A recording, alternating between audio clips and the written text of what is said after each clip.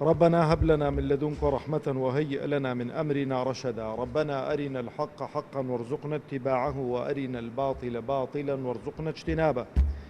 ربنا اغفر لنا ولإخواننا الذين سبقونا بالإيمان ولا تجعل في قلوبنا غلا للذين آمنوا ربنا إنك رؤوف رحيم آمين. مامۆستایانی زۆر بەڕێز و خۆشەویست جەنابی مامۆستا مسلیم بەرپرسی مەڵبەند و برایانی ئەنجومەنی سۆران، سەلام و ڕەحمەتی خوای پەروەردگار بڕژێ بەسەر مولایەکماندا و خۆخوای پەروەردگار عاقبەت خێرمان بکا، سەربەرز و سەرفرازی دنیا و قیامەتمان بکا و لێی دەپاڕێنەوە خوای پەروەردگار بە گەورەی و عەزەمەتی خۆی داهاتوومان لە ڕابردوومان باشتر بکا، بە موسڵمانی بمان ژێنێ، بە موسڵمانی بمان مرێنێ، بە موسڵمانی زیندومان بکاتەوە ئینشاءالله تعالە.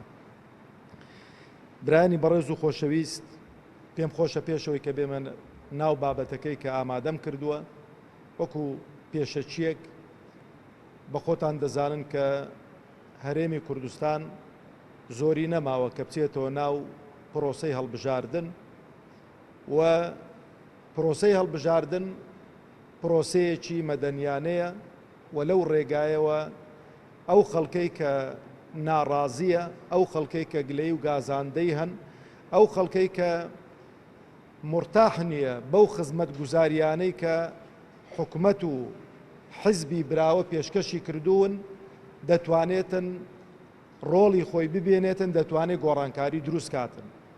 ئەوەش بەوە دەبێت کە بەڕاستی خەڵکەکە زۆر بەگەرم و گوڕی بچێتە سەر سندوقەکانی دەنگدان و بەرپرسانێک خەڵکانێک هەڵبژێرن کە بتوانن چاکتر و باشتر خزمەت بە هاوڵاتیان بکەن و خزمەتی شایستەتر پێشکەش بە خەڵکی هەرێمی کوردستان بکەن و ئەو داهاتەی کە لە هەرێمی کوردستاندا هەیە داهاتێک بێ، شەفاف بێ، دیار بێ و ئەو داهاتەی کە دەستیش دەکەوێتن لە خەڵکی هەرێمی کوردستان خەرج بکرێتەوە و شوێنەواری ئەو داهاتەش دیار بێتن و خەڵکیش دڵخۆش بێ بە گەنج و بەلاو و بە پیر و بە هەموو چین و توێژەکانی کۆمەڵگە خۆشبەخت بن و وڵاتەکەی خۆیان خۆش بێ، بەرپرسەکانی خۆیان خۆش بوێن و هەر هاوڵاتیەکی کە بی دوێنی ڕازی بێ لەو خزمەت گوزاریانەی کە پێشکەش دەکرێن.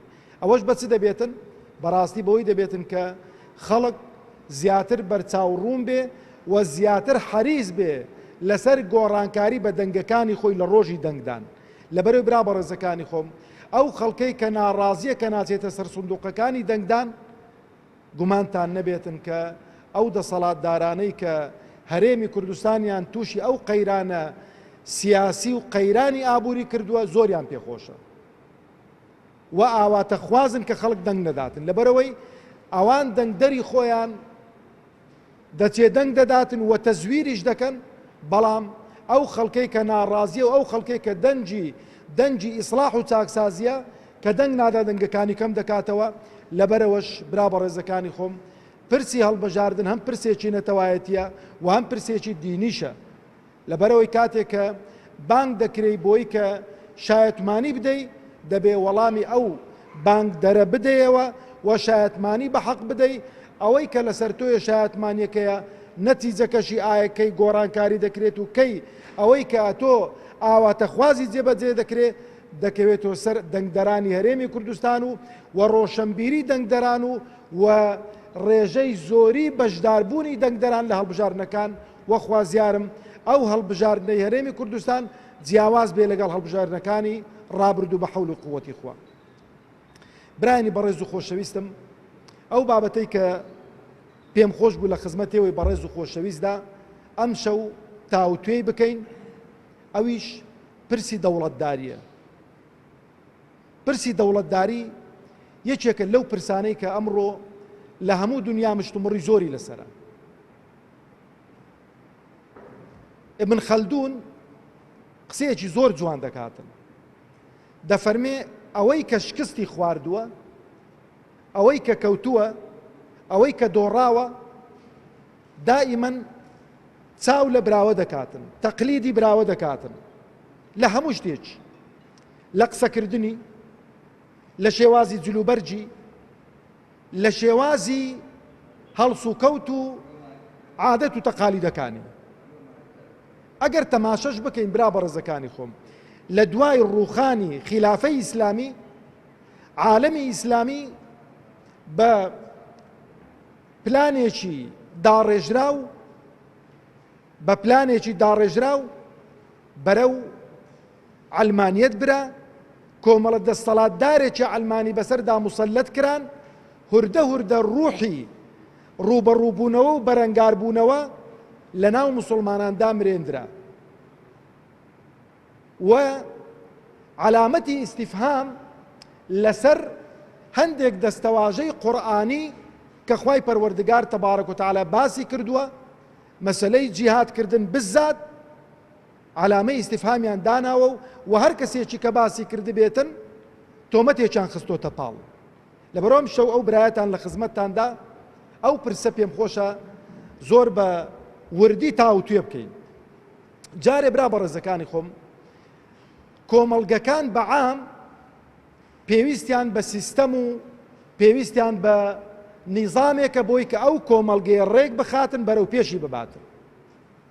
جا ئەو سیستەم و نیزامە چ سیستەمێکی ئیسلامی بێ واتە دینی بێ یان سیستەمێکی دەستکرد و عەلمانی بێ، ئەوە هیچ کۆمەڵگە و مجتەمەعەیەک نییە کە بەبێ سیستەم بەڕێوە بچێتن. ئەگەر هەر نەبێ سیستەمێکی خێڵەکی شوێنی ئەو دوو سیستەمەی کە باسم کرد دەگرێتەوە. یەک شت زۆر گرینگە ئێمە وەکو مسلمان و وەکو غەیری مسلمانیش، طبعاً غەیری مسلمان دەزانن ئیوان بە پلانە، بەڵام ئەمن و تۆی مسلمان دەبێ ئاگامان لەوەی بێت جیاوازی لە نێوان مێژووی ئیسلام لەگەڵ مێژووی مسلماناندا بکەین. دوژمنانمان هاتوون مێژووی مسلمانانیان پێناسە کردو بە مێژووی ئیسلام. بۆی کە طبعاً مێژووی مسلمانان پڕە لە هەوراز و نشێ و دەشتایی و چاکە و خەرابە و چونکە مێژووی ئینسانانە. مێژووی مرۆڤەکان بەدەرنیە لە کەم و کوڕی و کرچ و کاڵی و عەیب و عاری. لەبەرەوە هاتوون چیان کردو بۆ ناشرینکردنی دین، بۆ ناشرینکردنی شەریعەت، هاتوون مێژووی مسلمانانیان یەکسان کردو بە مێژووی ئیسلام، بەڵام بەبێ ئینسافی. چۆن؟ یعنی هاتوون خراپەی ئینسانەکانیان کۆ کردوتەوە لە خلالی 1300 ساڵ. مێژووی حکومڕانی مسلمانان لە خلالی 1300 ساڵ هاتوون هەرچی کەم و کوڕی و عەیب و عار و شکست و ناخۆشی و ناڕحەتی لە هەر شوێنێکی دەستیان کەوتوێ کۆیان کردوتەوە، بەبێ ئەوەی کە هاتبن بە ئینسافەوە. ئەگەر باسی خراپەکانی مێژووی مسلمانانیان کردبێ، باسی چاکەکان و حەزارەت و ڕۆشنبیری و سەقافەت و بەرەو پێشوەبردنی وڵاتەکانیشیان کردبێت. خەڵکێکی بە زیویش وەکو باسم کرد لە مقدمە کە چۆتە ژێر تەئسیری حەزارەتی ئەوروپی، حەزارەتێکە لەگەڵ ناخی ئینساندا تێک دەگیرێ، حەزارەتی تەکنۆلۆجیا و ئەوانە ناڵێ، حەزارەتی ئەخلاقی دەڵێن، کە چۆتە ژێر ئەو تەئسیرە وای کردووە کە خەڵکەکە شکوگومانی پەیدا بێت لە دینەکەی و لە مسلمانێتەکەی و لە عەقیدە و لە بیر و باوەڕەکەی. لەبەرەوەش تەماشە دەکەین برا بەڕێزەکانی خۆم، کوردستانی ئێمەش بەدەرنیە لە وڵاتانی دیکە حملەیەکی بە هەدەفکراو مسەلەت کراوە لەسەر مسلمانان. هەر شەوە و لە ڕاگەیاندنەکان تەماشا دەکەین بە شێوازێک شوبهە و شوبهات دروست دەکەن بۆ مسلمانان. لەبەرەوە دەبێت چاوکراوەتر بن و دەبێت بەڕاستی ڕۆشنبیرتر بین لەو بوارانە، بە تایبەتی کەسێکە بە ئارەزووی خۆی شەریعەتی ئیسلامی هەڵبژاردووە و عەقیدە و بیر و باوەڕ.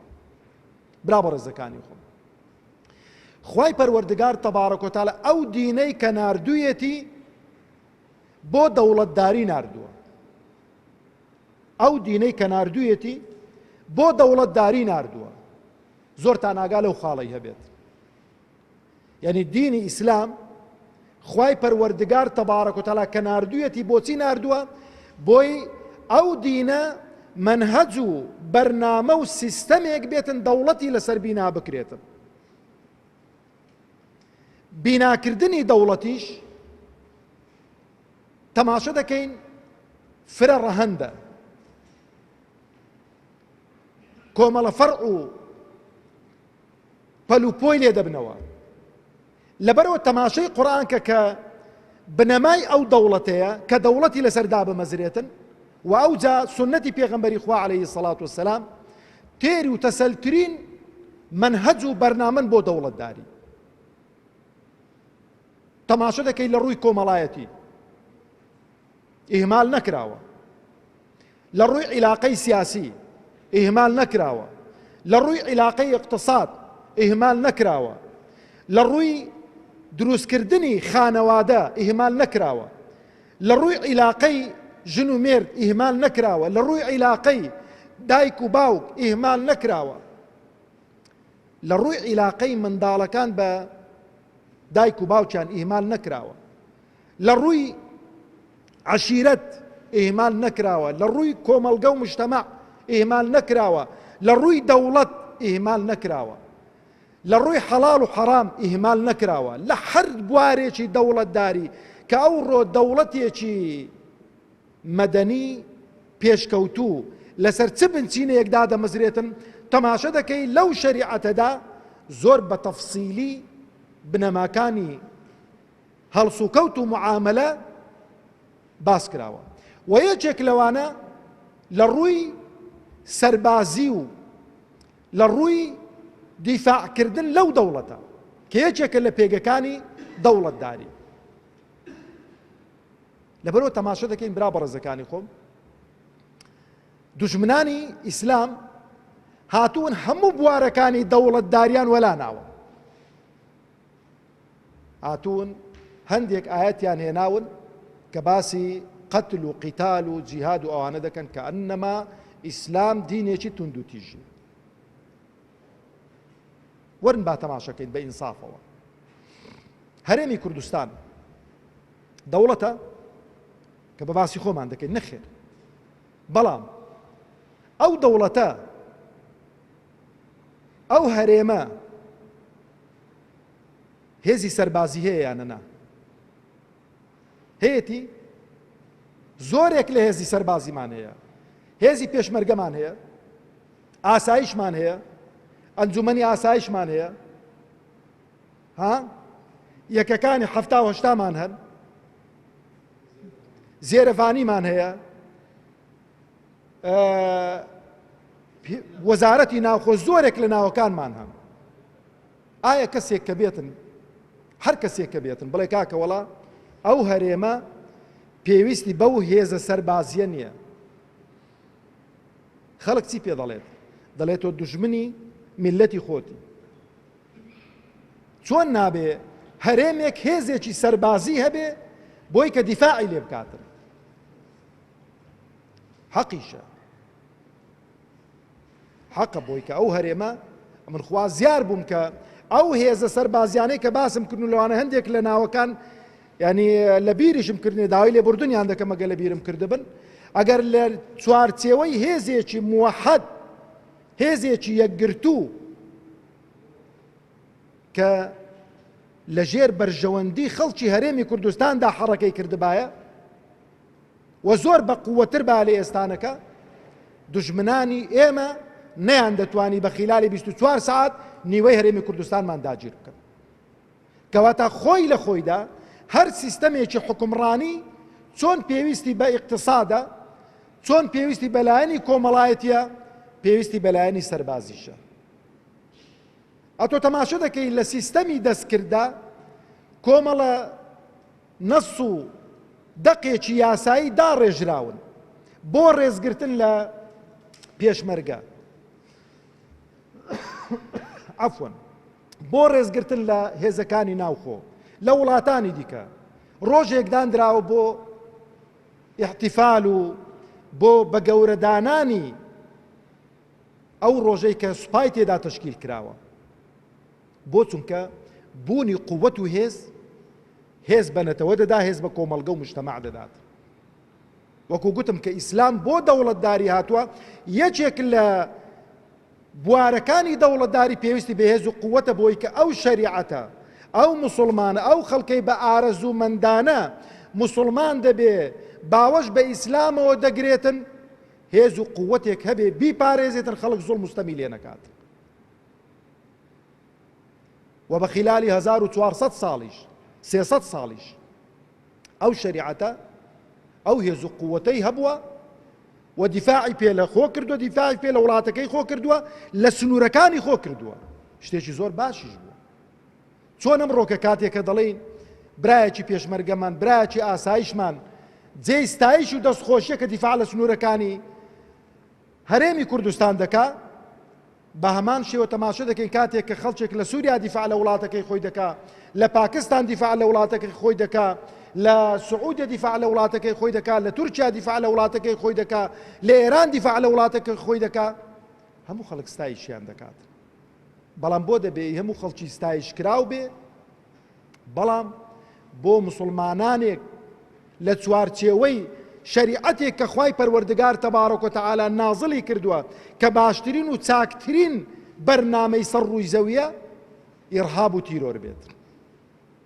ئەوە شتێکی بە هەدەف و شتێکی بە ئامانجکراوە بۆی کە ڕوحی ڕوبەڕووبوونەوە و بەرەنگاربوونەوە دروست بکرێت. ئەو جابرا بەڕێزەکانی خۆم با بینە سەر هەندێک لەو بوارانەی کە بە تایبەتی ئەها کە گوتم دوژمنان کە دێن باسی قیتال و جیهاد و ئەوانە دەکەن، بەڵام نایەن باسی جانبەکانی دیکە بکەن لە قورئانی پیرۆزدا کە خوای پەروەردگار ئەو قورئانەی ئەو منهەجەی بۆ دەوڵەتداری ناردووە. خۆ بەس باسی قیتال و ئەوەی تێدا نییە کاکە. تەماشەکەن برا بەڕێزەکانی خۆم. بڕۆ لە قورئان بەدوادا بگەڕێ لە بەحث کەلیمەی قیتال لێ بدە. کەلیمەی قیتال لە دە ئاەتان هاتووە، ناچمە سەر ئاەتەکان. لە دە ئاەتان قورئان چەند ئاەتە؟ 6,000 قسوور. لە 6,000 قسوور ئاەتی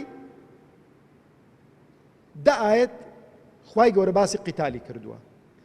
لەو دە ئاەتانە 13 جاران کەلیمەی قیتال دووبارە بۆتەوە. ئەوەتان لە فکر نەچێتن. قەتل لەگەڵ قیتال جیاوازە.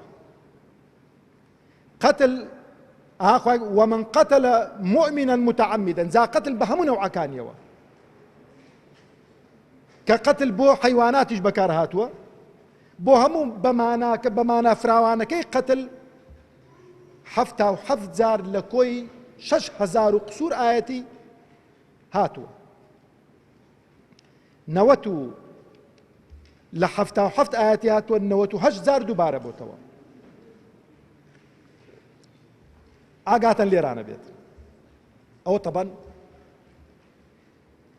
پێویستە کە موسڵمان بەرچاوی ڕوون بێ لە شەریعەتەکە و لە دینی خۆی و لە مەنهەجەکەی خۆی. کەلیمەی جیهاد کە ئێستا محارەبەیەکی زۆری ئەو دەستەواژەیەی دەکەن، وەکو گوتم ئەمە هەموو جارە پێم خۆشە هەموو سەرەدێرێک بگەڕێمەوە سەر بڵێم کاکە ئیسلام بۆ دەوڵەتداری هاتووە. یعنی سبەینێک ئەو میلەتەی کوردی ئێمە بڕیار بدا سەرکردەکانی بەڵێن کاکە ئێمە حکم بە شەریعەتی خوا دەکەین، دەستورێکی متەکاملی لەبەردەستە، بەشێکی ئەو دەستورە سیستەمی چییە؟ دیفاع و سیستەمی سەربازیە. ئەو کاتەی خوای گەورە کۆمەڵە مستەڵەحاتێکی بەکارهێناوە بۆ ئەو کەسانێک کە دیفاع دەکەن، بۆ ئەو کەسانێک کە دەکوژرێن و ڕێز و حورمەتێکی تایبەتی لێناون. ئەو جابرا بەڕێزەکانی خۆم کەلیمەی جیهاد 4 جاران بەکار هاتووە لە قورئانی پیرۆز لە کۆی 6,000 قسوور ئاەتی. یعنی تو وەرە هەندە بێ ئینساف بی. ئەو دەستورە متەکامیلە هەمووی بێنی وەلانەی بێ وەڵا ئەوە ئیسلام هانی تند و تیژی دەدا باسی جیهاد دەکات ئێوەرە کاکەرە ئەو یاسانەی کێمە دەرمان کردوون بۆ ئەو هەرێمەی خۆمان بۆ هێزەکانی پێشمەرگە و ناوخۆ ئەوانە نەک چارجاران کەمە دەستخۆشیشیان لێ دەکەین و وەستایشیشمان کردوون چەند جاری ئەو چارجارانەیە کەلیمەی مجاهید دوو جاران هاتووە لە کۆی 6,000 قسوور ئاەت کەلیمەی جاهەدە 28 جاران هاتووە 31 جار دووبارە بۆتەوە ئەوە لێرانە تەماشەکە لە مقابلدا برا بەڕێزەکانی خۆم لە مقابلدا کە کەلیمەی قیتالت هەیە کە 10 جاران باس کراوە عفوا کەلیمەی سوڵح چەند جاران دووبارە کرابێتەوە باشە 34 جار لە 34 ئاەتی کەلیمەی سوڵح هاتووە 37 جار کەلیمەی سوڵح دووبارە کراوەتەوە یعنی چەند سێ بەرامبەر زیاتر ئەو جا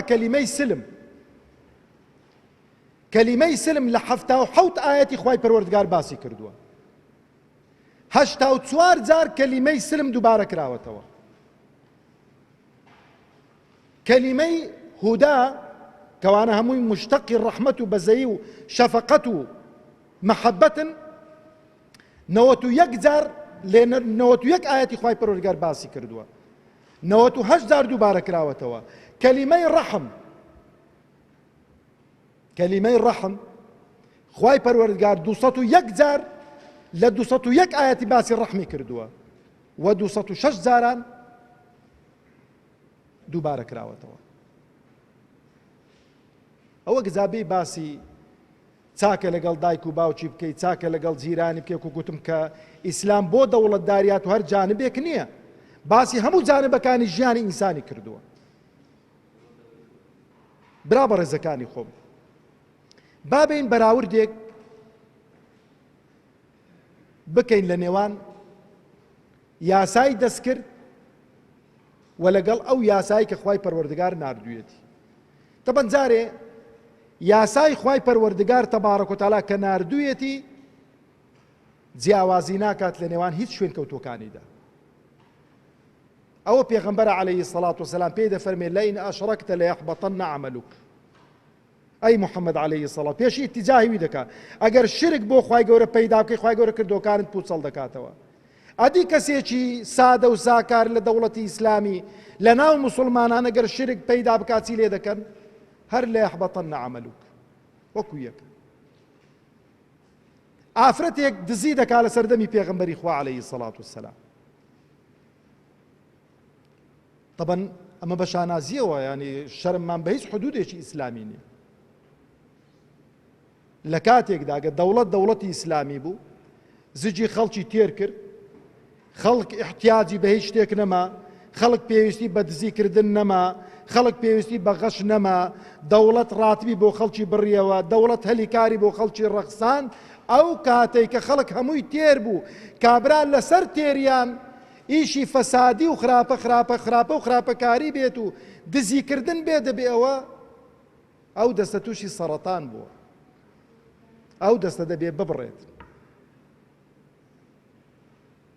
ئافرەتێک ئەوە ئیش و کاری بووە شەفاعەتی بۆ دەکەن لە لای پێغەمبەری خوا عەلەیهی سەڵات وسەلام چی دەفەرمێ والله لو أن فاطمة بنت محمد سرقت لقطعت يدها والله ئەگەر فاتیمەی کچی من دزی بکات دەستی دەبڕم و یەک هەڵەی گەورە هەڵوەستەیەکی لەسەر دەکەم لێرانە زۆرێک لە نەیارانی ئیسلام دەید کاکە وەڵان گۆسبێنێ بێنە سەر حکم جەڵدە لە خەڵکی دەدەن و دەستی خەڵکی دەبڕن و کاکە پەلەی مەکە سبەینی ئێمەی موسڵمانیش بینە سەر حکم خەڵک سیقە و متمانەمان پێ بکاتن دەوڵەتی ئیسلامیش دامەزرێنین ئێمە لە حدود دەست پێ ناکەین خەڵک دەبێت تێر بکرێتن دەبێت ڕۆشنبیر بکرێتن دەبێت ئاشنا بکرێتن بەدین دەبێت شارەزا بکرێتن بەدین دەبێت حەڵاڵ و حەرامی فێر بکرێتن دەبێت هیچ حوزر و بەهانەی نەمێنێتن ئەو جا کابرا کە بە ئازادانە دێ موسڵمان دەبێت تەحەمولی عقوباتی ئیسلامیش بکە. چۆن لە سیستەمی ئەلمانی تەشبیه نەبێ بە ئیسلامی تەماشە دەکەین ئەوەی کە دزی دەکات خۆ ئەوەی دزی دەکاتن تا جیوی قاری لەسەر سەری دانانێن، ئەوەی کە ئیشی فاحشە دەکاتن خۆ یعنی ئەوەی کە مخدرات دەکەیان هەرچی هەر یەکە عقوبە و سزایەکیان بۆ داناوە. ئەتۆکو عەقڵی ئینسانیەوەت بۆ داناوە کە ئەوە چارەسەر نییە. خوای پەروەردگار کە ئەرحەم الراحیمینە عقوبەیەکی داناوە تاکە عقوباتی ڕەدە کە ئینسان بجێڕیتەوە لە خراپە و خراپەکاری عقوباتی ئیسلامیە. عقوباتەکەش هێر ڕەحمەتە. برا بەڕێزەکانی خۆم، ئەو مەنهەجە جیاوازی لە نێوان گەورە و گچکە ناکات. ئەگەر بچینە ناو وردەکاری تاریخی ئیسلامی یان تاریخی مسلمانان، ئەوە عەلی کوڕی ئەبی تاڵیب بەڕەزا و ڕەحمەتی خوای لەسەر بێ کە خەلیفەی مسلمانان بووە، دەیهێنن لەگەڵ کابرایەکی جوولەکە محکەمە دەکرێت. دەکا کە مە ناڵێن دەسەڵاتدارانی ئەوڕۆ لەگەڵ جوولەکەیەکی نە، دەسەڵاتدارانی ئەمڕۆ بابێن لەگەڵ سەرۆک حزبێکی ئەو حزبانەی کە لە دەسەڵات نین، بابێن هەردووچیان ڕوبەڕووی دادگا بکرێن بە ئامادە بێ لەگەڵ ئەو سەرۆک حزبەکە، با نەڵێم لەگەڵ هاوڵاتیەکی سادە. ئەها سەردەمی دەوڵەتی ئیسلامی عەلی کوڕی ئەبی تاڵب لەگەڵ جوولەکەیەکی لە محکەمەیدا ئامادە بوو. بابێنەوان لەگەڵ سەرۆک حزبێکی بێن لە محکەمەیەکی دانیشن، حاکمێکی بێلایەن محکەمەیان بکاتن. ئامادەنە؟ کوڕەکانیان ئامادەن تەسلیم بە دادگا بکرێن؟ ئەوانەی کە قاتیلن لە حەفدەی شوباط خەڵکیان کوشت بە ئیسپات ئامادەن تەسلیم دادگا بکرێن؟ نەخێر. لە سیستەمی حکومڕانی ئیسلامی ئەوە نییە. هەر کەسێک داڵدەی قاتیل بدا، داڵدەی مجریمێک بدا، حکمی ئەوە محاسبە دەکرێت لەسەر ئەو داڵدەدانە. لەبەرەوەی فەرق و جیاوازیەکی نییە لە نێوان دەسەڵاتدارێک و لە نێوان خەڵکێکی سادە. ئەو جا مەنهەج دەبێ گشتگیر بێ کە باسم کرد. وەرە هەموو مەنهەجەکانی دنیا بخوێنەوە، بزانە هیچ مەنهەجێکت دەست دەکەوێ گشتگیر بێ هەمەلایەن بێ وەکو مەنهەجی خوا کە دایناوە لە بۆ بەشەریەت. بۆ لەبەرەوەی خوای گەورە دەفەرمێ ئەلا یعلم من خەلق وهو اللطیف الخەبیر. خوای گەورە بە عیلمەوە ئەو مەنهەجەی داناوە، دەزانێت چ شتێک بە کەلکی ئێمە دێ، چ شتێک بە کەلکی بەشەریەت دێتن. ئەو جا خاڵێکی دیکە خۆشەویستانی خۆم، مەنهەج دەبێ بۆ بەختەوەری خەڵک بێ، نەک بۆ شەقاوەت و بارگرانی بێتن. هیچ مەنهەجێک نێکو مەنهەجی ئیسلامی بەختەوەری دنیا و قیامەتی خەڵکی تێدا بێتن. ئەوەی دیکە تەماشا دەکەی خەڵکێکی پڕە و خەڵکێکی قڕە، خەڵکێک لەسەر حیسابی خەڵکێکی دیکە پێ هەڵچووە، ئەوە دزی دەکا ناوێکیان لێناوە، ئەوە دزی دەکاتن حیسابێکی دیکەی بۆ دەکەن، ئەوە خەڵک دەکوژێ فەوڕەن بڕیاری ئەعدامی بۆ دەردەچێتن، ئەوە 100 کەس بکوژێتن دەڵێن کاکەوە حیسابێکی دیکەیە. ئەو جیاوازکاریانە هەمووتان دەیبینن. ئەو جا خۆشەویستانی خۆم دەبێت ڕەچاوی تواناکان بکرێتن لە دانانی مەنهەجدا، تاکە شەریعەتێک، تاکە یاسایەک کە لەسەر زەوی ڕەچاوی تواناکانی کردی بێتن شەریعەتی ئیسلامە. ڕۆژووی لەسەر هەموو خەڵکی واجب نەکردووەکو یەک، بەڵێ وەڵا جا واجب کرد جا پیاومێەوەی کە نەیگریت. نا، ئەوەی کە نەخۆشە لەسەری نییە، ئەوەی کە لە سەفەرە لەسەری نییە، ئەوەی نەخۆشیەکی مزمینە لەسەری نییە. بەڵام لە یاسا دەستکردەکان ئەو بڕیارەی کە دەردەچێتن بۆ هەموو خەڵکی وەکو یەکە، پێت دەکرێت پێت ناگرێت کەیفی خۆتە. ئەو باجە و سەرانەی کە ئەمڕۆ لە ئەوروپا و لە غەیری ئەوروپاش فەرز کراوە بەسەر خەڵکیدا، خەڵکی فەقیریان لێ هەڵاورد کردووە. نا، لە شەریعەتی ئیسلامیدا زەکاتمان هەیە. زەکات کابرای فەقیر لەسەرێتی مامۆستا لەسەری نییە، دەشیدرێتێ، هاوکاریشی دەکرێتن. ئەو جابرا بەڕێزەکانی خۆم، ئاخیر خاڵ کە مامۆستا دەڵێ 2 دقەت ماوە، نوابزانم 2 دقەکە تەواو بوون. ئەو مەنهەجە دەبێ ئاسان بێت و جێبەجێکردنەکەی یعنی دەبێ واقعی بێت و ئاسان بێ بۆ جێبەجێکردنی ئەو منهەجەی کە ئەو دەوڵەتەی لەسەردا دەمەزرێت. وەرە تەماشای شریعەتی ئیسلام جارێ هەر لە تەکالیفی لەسەر بەندە و لەسەر عەبدەکان لە عیبادەتەکانەوە تەماشەکە، لە خواپەرستیەکانەوە تەماشەکە، لە شخصێک بۆ شخصێکی دیکە جیاوازکاری کردووە و بۆ خزمەتکردنیش فەرق و جیاوازی نەکردووە. لە شریعەتی ئیسلامیدا لە دەوڵەتی ئیسلامیدا ئەگەر دەوڵەتێکی ڕاستەقینە و حەقیقی بێ لە خزمەتکردندا فەرق و جیاوازی بە موسڵمانێک و بە جوولەکەیەکی ناکات. بەڵام جوولەکەیەکی موسالیم بێ، محارب نەبێ. و ئاخر شتیش برا بە ڕێزەکانی خۆم، ئەگەر دەوڵەتی ئیسلامی بێ لێ ناگەڕێ خەڵک دەرۆزەی بکات، لێ ناگەڕێ خەڵک هاواری لێ هەڵبستێتن. پێغەمبەری خوا عەلەیهی سەڵات وسەلام دەفەرمێ ئەو کەسەی کە ئیش دەکا، جاکە دەفەرمێ ئوعطوا الئەجیرە ئەجرەهو قەبل ئەن یەجوفە عەرەقە، هەر کرێکاری بەستە زمان ناگرێتەوە، مامۆستاش دەگرێتەوە، مامۆستای ئایەنیش دەگرێتەوە، مامۆستای زانکۆکانیش دەگرێتەوە، دکتۆرەکانیش دەگرێتەوە. ئەوەی کە ماندوو دەبێ سەرمانگ دەبێ موچەی خۆی بەڕێک و پێچی وەربگریتن بە عەزیزیەوە.